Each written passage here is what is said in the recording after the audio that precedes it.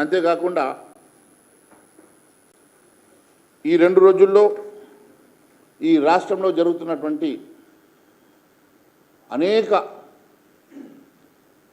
కుంభకోణాలను ఒక్కటిగా బయటకు తీయబోతున్నాం. కొన్ని వేల కోట్ల రూపాయల కుంభకోణాలు మా దృష్టికి వచ్చినాయి.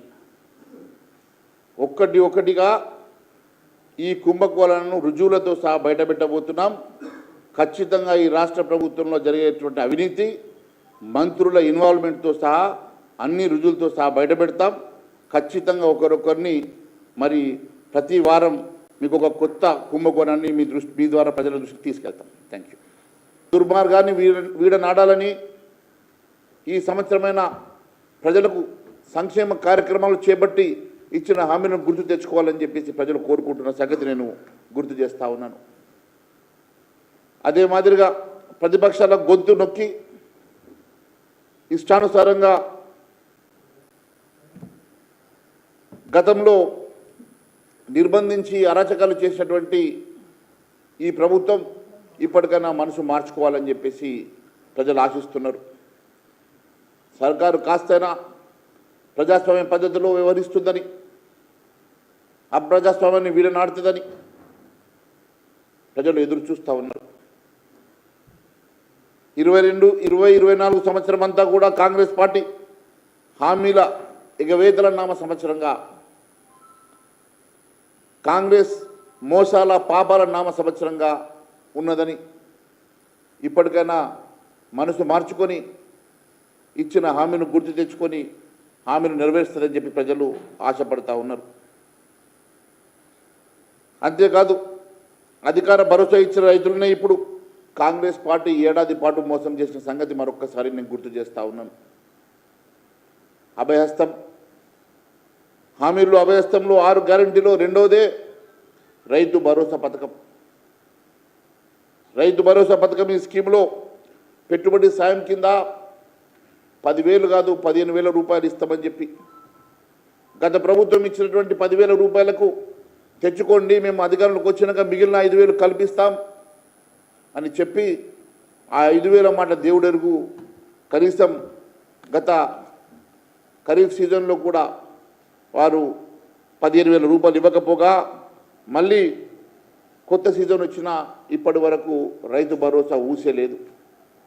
అంటే రైతుల్ని కేవలం మాయ మాటలతోటి, మాటల గారడితోటి ఇవాళ రేపు అని చెప్పేసి కేవలం సమయం వృధా చేస్తున్నారు తప్ప రైతులను ఆదుకునేటువంటి ఆలోచన ఈ ప్రభుత్వానికి ఉన్నదా అని చెప్పి అడుగుతూ ఉన్నాం.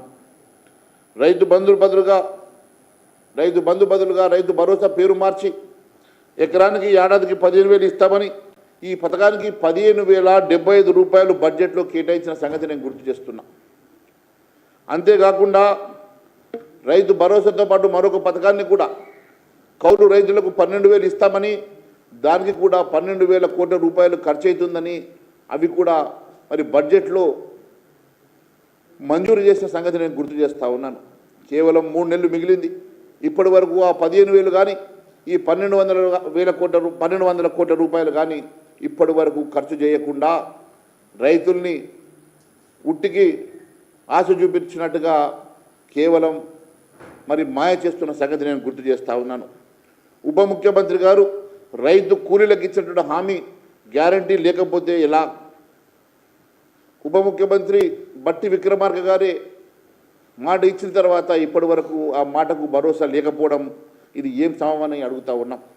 ఆర్థిక మంత్రి బట్టి విక్రమార్క గారు డిసెంబర్ 15, 2024 ఖమ్మంలో విలేకరుల సమావేశంలో మాట్లాడుతూ రాష్ట్రంలో భూమి లేని నిరుపేద వ్యవసాయ కూలీలకు ఏడాదికి 12,000 రూపాయల చొప్పున మరి 2 సార్లు 6 నెలలకు ఒక పారు 6,000 రూపాయల చొప్పున 2 విడతలుగా మొత్తాన్ని పంపిణీ చేస్తామని చెప్పి కూడా మరి అది కూడా డిసెంబర్ 28 లోపల వారి పార్టీ ఆవిర్భావ దినోత్సవం రోజు ఇచ్చేస్తామని 28 గడువు పెట్టి ఇప్పటికి 5 రోజులు అయిపోతున్నది కదా. మరి ఇప్పటి వరకు మరి రైతు కూలీల సంగతి ఎందుకు ఊసేత్తడం లేదో మరి ఉప ముఖ్యమంత్రి బట్టి విక్రమార్క గారు మరి తెలంగాణ ప్రజానీకానికి చెప్పాల్సినటువంటి అవసరం ఉన్నదని చెప్పి తెలియజేస్తా ఉన్నాను. మరి ఉప ముఖ్యమంత్రి గారిని ఆపుతున్నారా, లేక వారే ఫైనాన్స్ మినిస్టర్ కాబట్టి ఆ డబ్బులు మరి గుత్తేదారులకు వనుకొస్తాయని చెప్పేసి ఏమన్నా దాచుకుంటున్నాడా కూడా ప్రజలకు అనుమానాలు వస్తున్నాయి. రైతు కూలీలకు ఆర్థిక భరోసా దక్కకుండా మరి అడ్డుకునేది ఎవరు? మరి ప్రజానీకానికి చెప్పాల్సిన అవసరం ఉన్నది. రైతు కూలీలకు ఆర్థిక సాయం కింద 900 కోట్ల రూపాయలు ఆల్రెడీ కేటాయించినట్టుగా రెవెన్యూ మంత్రి పొంగులేటి శ్రీనివాసరెడ్డి గారు మరి మొత్తం 15 లక్షల మందికి మేము ఇస్తున్నట్టుగా ప్రకటించినావు కదా. మరి 15 లక్షల మంది రైతు కూలీలకు మరి ఏమన్నా పంపిణీ చేశారా, లేకుంటే కేవలం మీరు